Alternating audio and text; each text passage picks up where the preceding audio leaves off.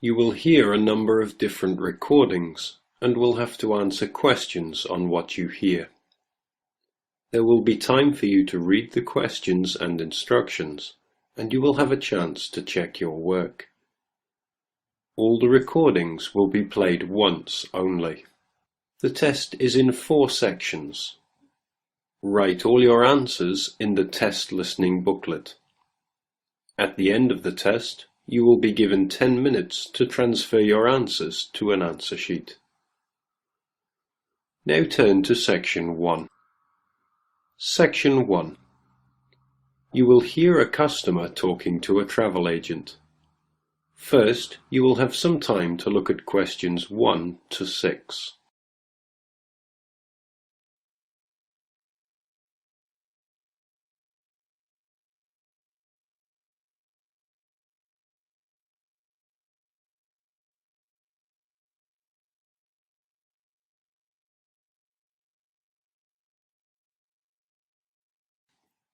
You will see there is an example which has been done for you.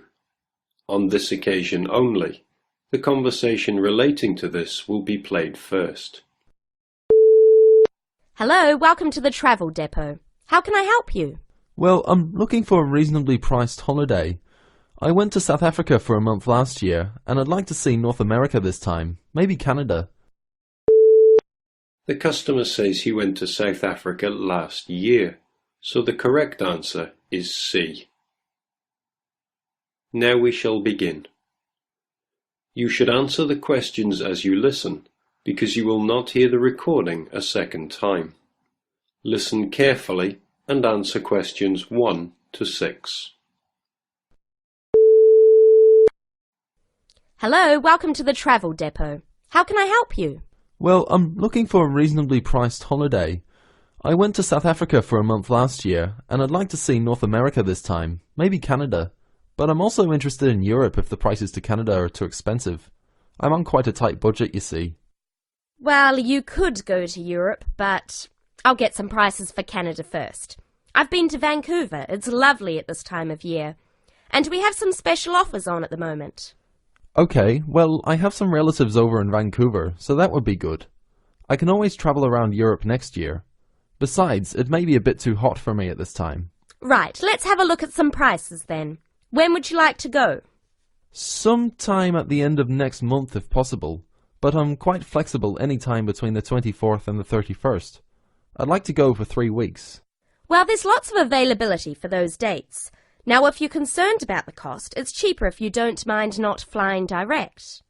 Sorry, what do you mean? Well, if you don't mind changing planes, then it's cheaper. Oh, well, I don't mind changing planes. In that case, the cheapest flight I have leaves on the 25th and changes in New York. It's only a short stop.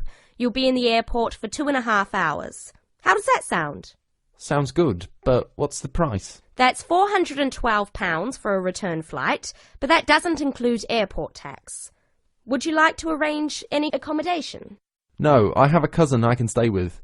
All I need is a flight, so I think I'll take that one. Right, I'll just check availability for your return. 3 weeks, did you say? Yes, that's right. Okay, well, there are seats available on the 14th or the 15th. Which one would you prefer? The 14th sounds good. Yes, from the 25th to the 14th sounds fine. I'll reserve that for you then. Can you tell me your name, please? Jim Jackson. Is that Jackson? That's right. And can I take an address and contact number? Yes, it's 10 Allen Road, Oldham. Do you want a home number or my mobile? Either's fine.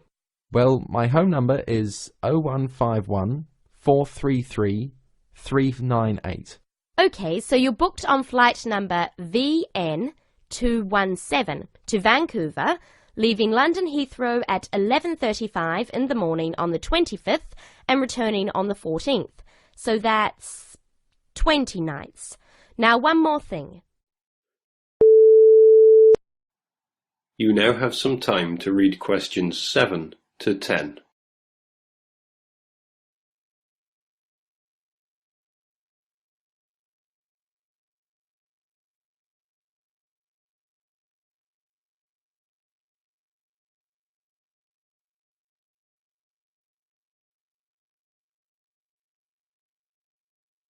Now listen carefully and answer questions 7 to 10.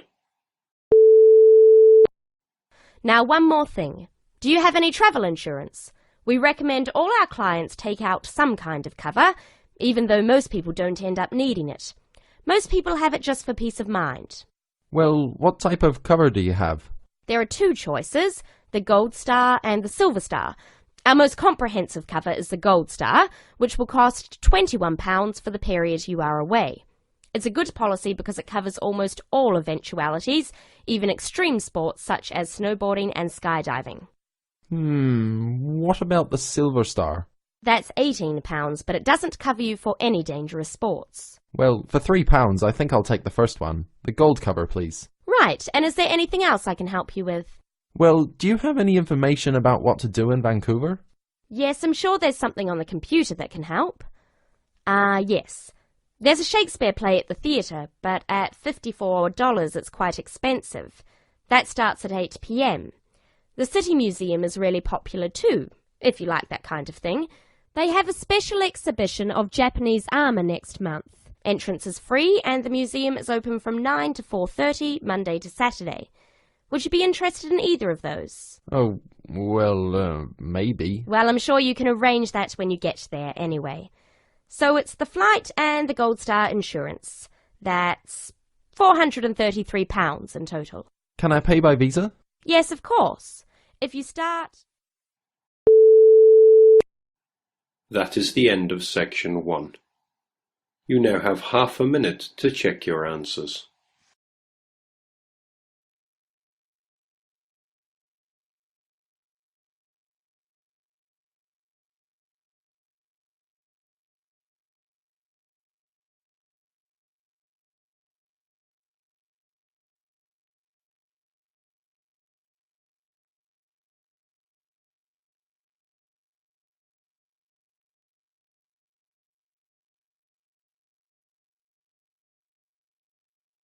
Now turn to section 2. Section 2. You will hear a speaker talking about property. First, you have some time to look at questions 11 to 15.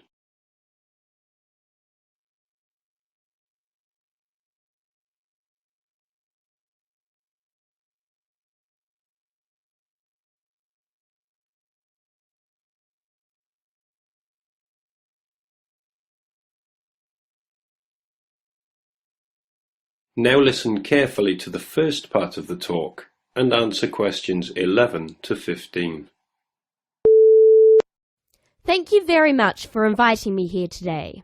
I understand that you all own your own home, and some of you may be interested in buying additional property here in the city, so I hope you will find the information I am going to share with you useful and informative. I'm going to talk about the situation with property here in the city. The city centre of any area is obviously going to have the highest prices, and as more and more people are competing for houses in this area, both renting and buying are becoming increasingly difficult.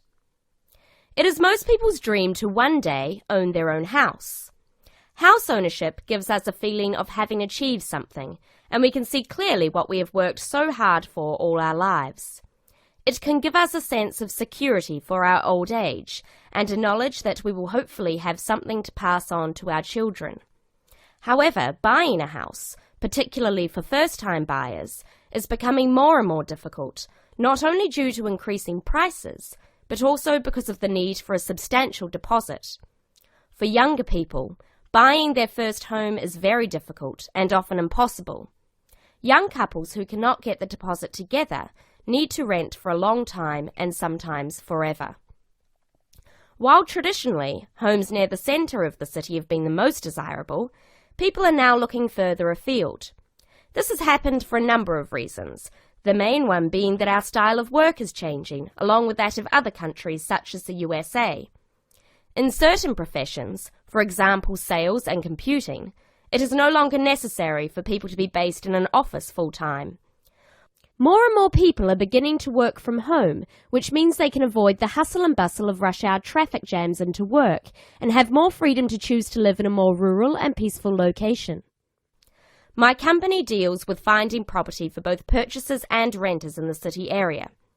One of my main roles within the company is to find investment properties for people who wish to plan ahead for their future.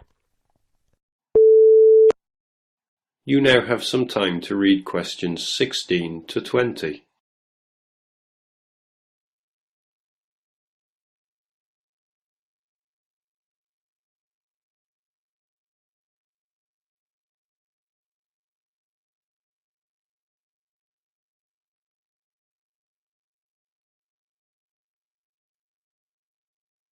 Now listen carefully and answer questions 16 to 20. An investment property is usually at the cheaper end of the market. People buy investment properties not to live in, but in addition to their own home in order to rent it out to other people. The advantage of putting your savings into property for the future is that you can be pretty certain that, as a long-term investment, your money will safely increase in value in line with inflation. Many people are turning to property investment instead of pension schemes, as we hear the horror stories of countries such as the UK, where people have invested all their lives into their pension schemes to find that now their money is relatively worthless. Houses automatically earn what is known as capital gains. That is, for every year you own the property, it becomes more valuable and often gives a better rate of interest on your money than most banks do. However, that is not to say there are no risks. There are people who buy property when the market is high and prices are inflated beyond their true value, only to find that when the housing market slows down, they are in a state of negative equity. Negative equity is a situation that arises when you owe more for the house than the house itself is worth. In short, the best advice is to be aware of the ups and downs of the housing market. Property investment, if handled correctly, can be enormously satisfying. I hope that this has given you an insight into the basics of the property market. Thank you for listening. Please raise your hand if you have any questions and I will try to be of assistance.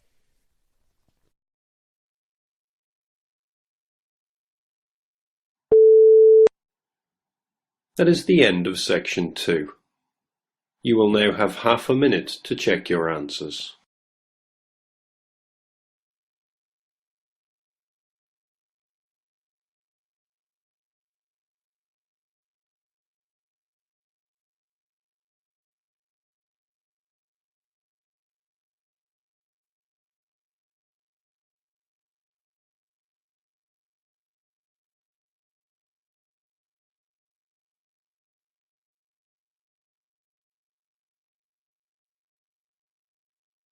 Now turn to section 3.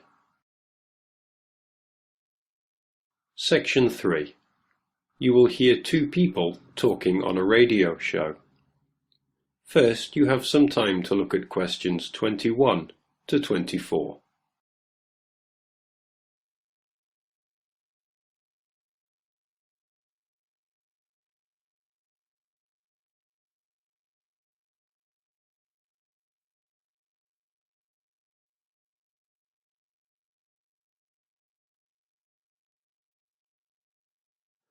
Now listen carefully to the first part of the conversation and answer questions 21 to 24. Thank you very much for tuning in today to listen to our weekly hour on conservation issues. Last week we spoke about the impact of environmental changes on primates, and this week, to continue the theme, we have invited in a specialist by the name of Professor Andrew Ripley, all the way from USA, to tell us more about the problems faced by the cat family. Professor Ripley, thank you very much for joining us today. It's my pleasure. Thank you very much for inviting me.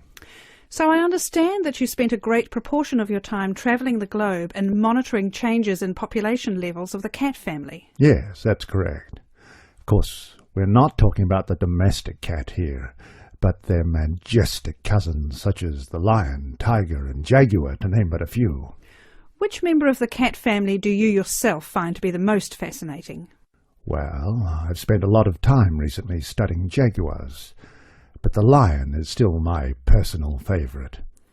It is the world's most social cat, and unusual in the way in which it chooses to group together with others of its species.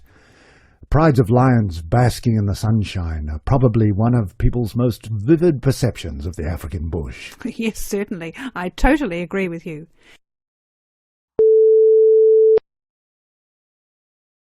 You now have some time to read questions 25 to 30.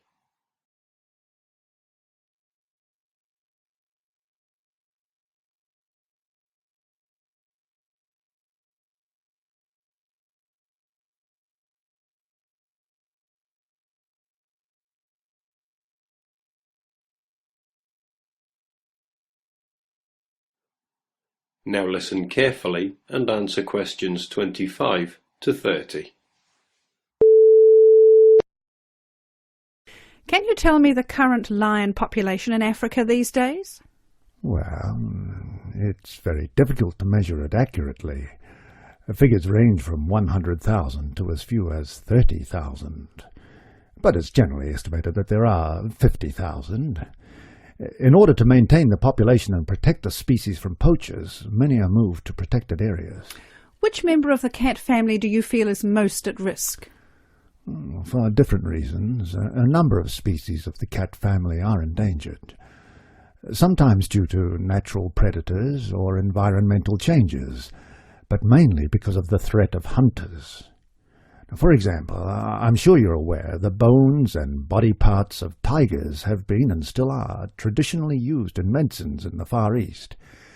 And because of this and the demand for medicine made from tiger parts, their numbers have been falling for some time. And to date there are fewer than 6,000 tigers living in their natural habitat of the forests and plains of Asia.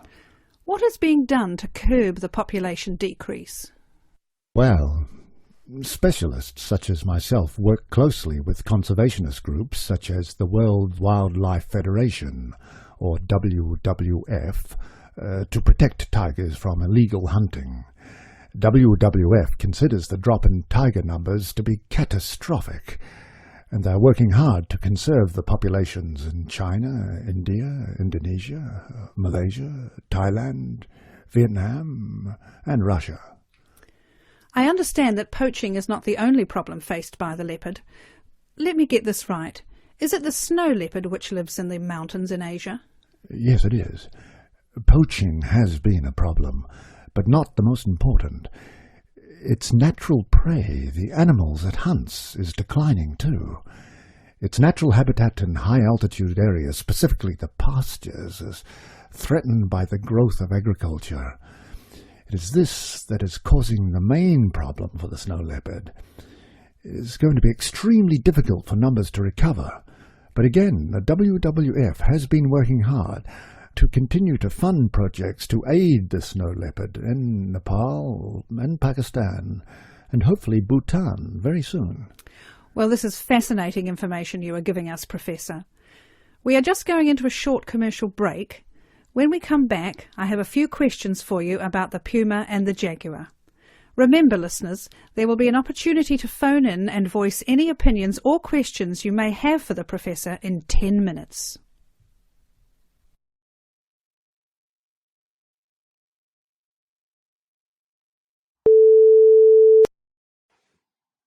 That is the end of section 3. You now have half a minute to check your answers.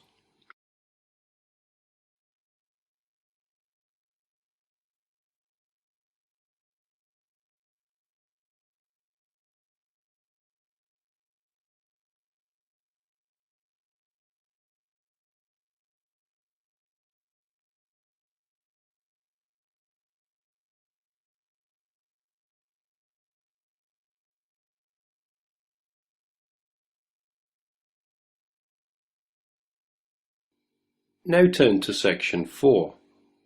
Section 4. You will hear a talk on the subject of overpopulation. First, you have some time to look at questions 31 to 40.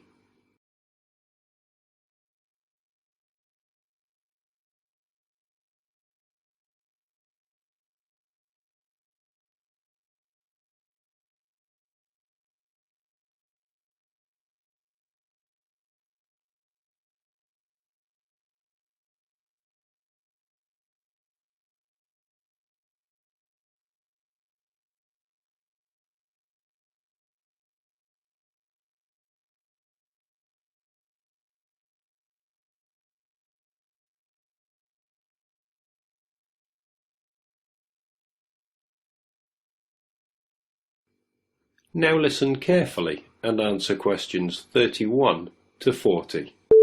Good afternoon. I'm pleased to see so many of you here today.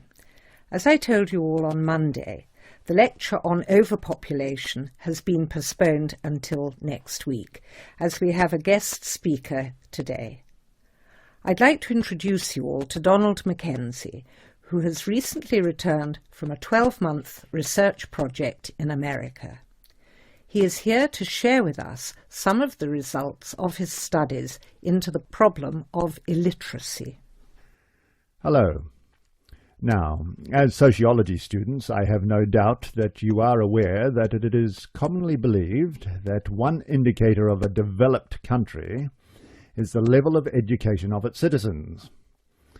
Now, most of these nations have free compulsory education for all and strict teacher certification requirements. So it would logically follow that people from countries such as America would be highly educated. Yet, this isn't always so. In America alone, 42 million adults cannot read, and 50 million can recognize so few printed words they each have the reading ability of a 10-year-old. Frightening statistics indeed. But not as frightening as the trend suggested by current estimates. The number of illiterate adults is increasing by approximately 2.25 million people each year. And although global statistics have not been compiled, it suggests an extremely disturbing figure. Now, inevitably, this is having an impact on employment. In America, the annual cost in welfare programs and unemployment compensation due to illiteracy stands at $6 billion, and an additional $237 billion a year in unrealized earnings is forfeited by people who lack basic reading skills. There is also the cost of post-school literacy programs, which have been put in place in order to counter this increasing figure. A conservative estimate places the cost of these programs at $10 billion each year and growing steadily. Moving on. I'd like to talk about some of the causes of this increasing illiteracy. Children were taught to read by first learning the alphabet, then the sounds of each letter, how they blended into syllables, and how those syllables made up words. They were taught that English spelling is logical and systematic, and that to become a fluent reader, it was necessary to master the alphabetic code in which English words are written, to the point where the code is used automatically with little conscious thought given to it. And to make myself clear, I mean readers could sound out the letters, spelling them phonetically. Once a child learned this ability, attention could be turned to more advanced content. It seldom, if ever, occurred to teachers to give children word lists to read, or to make beginner-level readers memorize whole words before learning the components of those words, or to memorize whole stories, as today's proponents of the whole language approach recommend. Several recent studies have found that 90% of remedial reading students in developed countries are not able to decode fluently, accurately, and at an automatic level of response.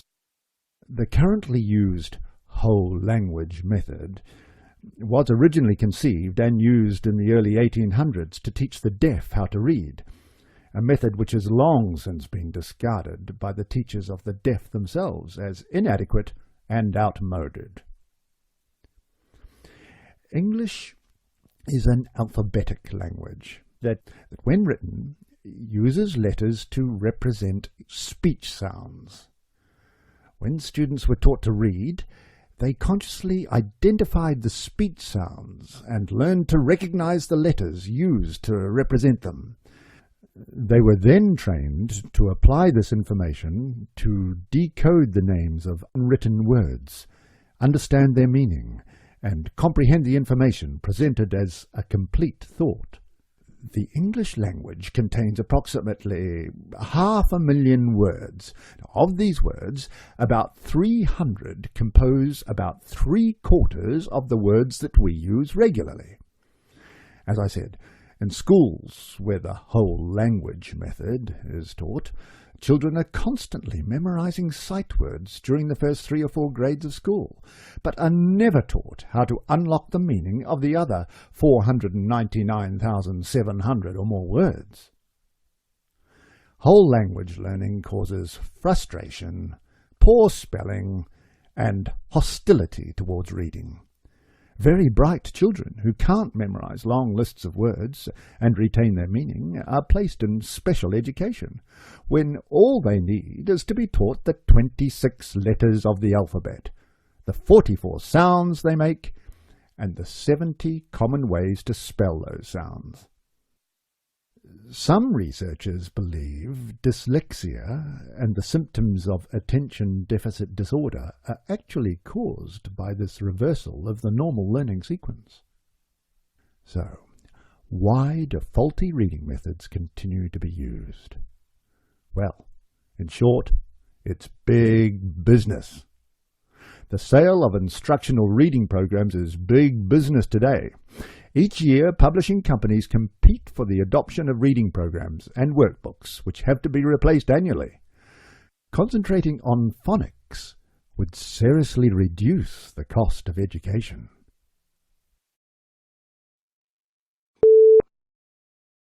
That is the end of the listening test. In the real IELTS test, you would now have 10 minutes to transfer your answers to the answer sheet.